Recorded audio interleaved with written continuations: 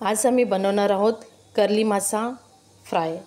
Curly मासा fry करण्यासाठी curly मासा घेतलेला आहे, स्वच्छ धुवून घेतलेला आहे आणि हा पहा किती फ्रेश आहे, एकदम चकचकीत चमकतो। आलं लसूणची पेस्ट घेतलेली आहे, लिंबू, मीठ, मसाला, हळद आणि थोडासा गरम मसाला। ह्या कर्ली माशाला आमच्या भाषेमध्ये आम्ही दातळ असे देखील म्हणतो।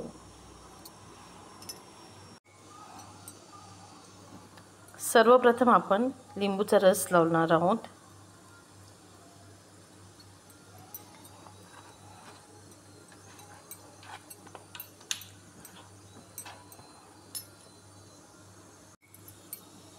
आणि आता आपण आले लसूणची पेस्ट लावणार आहोत। आले लसूणच्या पेस्टमध्ये कढीपत्ता जास्त वापरलेला आहे, त्यामुळे फ्राय माशीला चांगली टेस्ट येते। आता आपण हे सर्व मसाले एकत्र करून लावणार आहोत।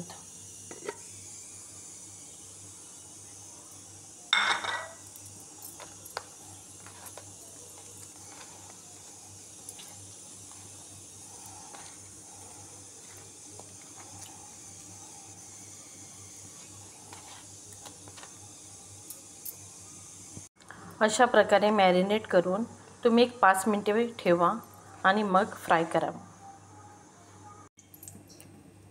तेल गरम झालेलं आहे आणि आपण आता मासली फ्राय करणार आहोत।